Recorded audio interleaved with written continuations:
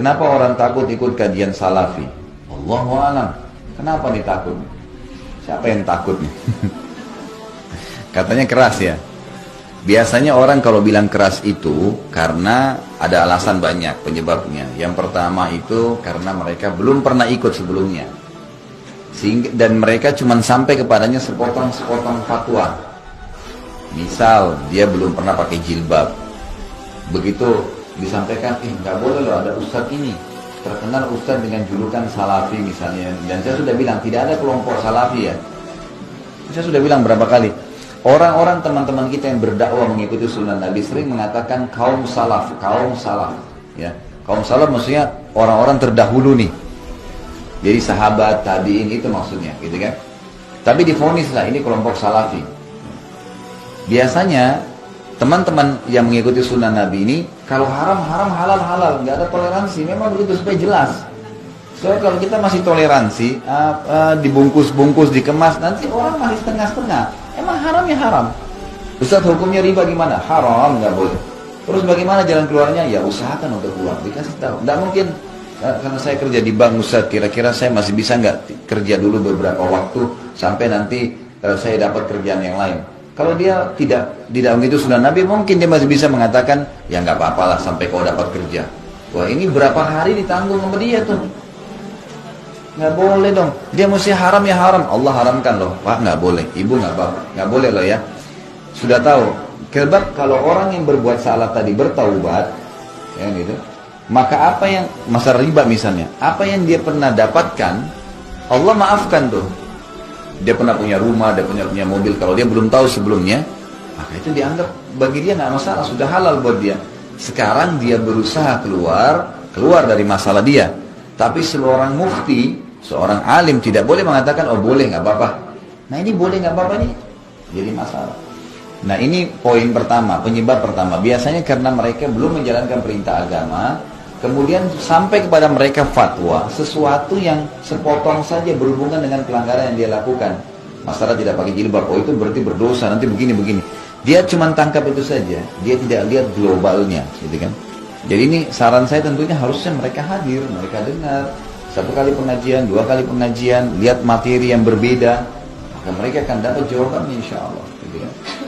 Alasan yang lain, emang dasarnya ada juga orang yang maunya itu ilmu agama semua gampang-gampang saja, gitu kan? Nah ini yang berbahaya nih. Jadi dia suka kalau datang pengajian itu ustadznya ceramah 15 menit ceramah, sisanya dongeng, tawa-ketawa, gitu kan? Ya ini ustadznya lucu nih, hadir, biar 2 jam tapi 1 jam setengahnya lucu-lucuan, setengah jamnya yang ceramah, gitu. Nah ini wajar mereka nggak mau hadir di pengajian yang benar, gitu, karena ini ilmu, gitu. Ilmu wahyu yang disampaikan, jadi 1 jam 2 jam ceramah itu memang ilmu semua, gitu kan. Dia pulang membawa ilmu wahyu itu. Nah beda sekali perubahannya ya. Orang yang hadir di pengajian yang memang disampaikan ilmu yang benar, itu beda perubahannya, drastis tuh terjadi. Pasti, oh iya ya ini nggak boleh ya, oh ini boleh ya, jelas bagi dia. Ini seperti hitam dan putih nih. Yang mana nih? Hitam salah, ini gelap, ini putih, jelas. Jadi dia berubah. Jangan heran orang ikut pengajian sunnah itu tiba-tiba berubah drastis bawaannya, cara bicaranya, tiba-tiba dia tinggalkan semua yang salah karena jelas bagi dia ini nggak boleh. Tapi kalau yang seremoni seperti tadi gitu kan, maka jangan heran di 10 tahun pun pengajian tidak ada perubahan, itu wajar, biasa saja. Karena ditoleransi nggak apa-apa ini berarti ditanggung oleh yang bilang nggak apa-apa ya. Gitu. Jadi mungkin seperti itulah yang saya tangkap, Allahu a'lam. Dan saya berharap Bapak Ibu sekalian jangan pernah ada orang-orang yang sering mengkotak-kotakkan Islam ini dengan cara, oh ini kamu organisasi ini, oh kamu orang organisasi ini, oh kamu kelompok ini. Itu jangan divonis begitu. Saya sarankan gitu ya.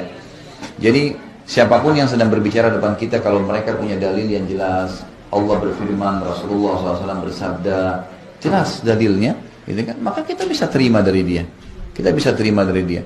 Ini kalau bukan kelompok saya, sudah saya nggak mau terima. Bisa. Gimana cara?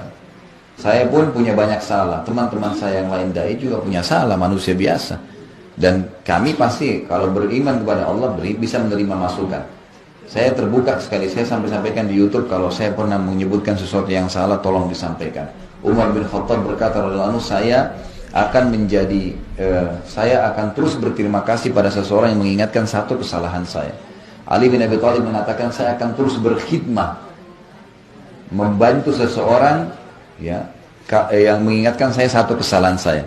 Kita wajar salah, jadi jangan sampai juga Bapak Ibu memvonis misalnya kalau ustadz itu tidak mungkin salah. Bisa salah, bisa salah, bisa dari riwayat yang salah disampaikan gitu kan, itu bisa terjadi. Kenapa sekarang Syekh Albani rahimahullah datang membuat buku silsilah hadis sahih, silsilah hadis lemah, dan ada banyak hadis di buku beliau yang sudah disahihkan oleh perawi-perawi hadis yang terdulu seperti Imam Tirmidzi, Abu Dawud, Imam Nasai yang lebih dulu, yang jelas-jelas paham agama. Kok bisa beliau datang kemudian beliau mengambil, oh ini hadis ini lemah sebenarnya karena ditemukan jalurnya seperti ini. Oh hadis ini dilemahkan, oh ini hadis sahih karena ini dijalurkan begini. Karena memang setiap orang bisa saja berbuat salah. Bisa saja memang penulis buku itu awalnya memang salah atau malah penyusun yang sekarang salah. Allah memberikan kita akal pikiran untuk bisa menerima dalil-dalil yang ada.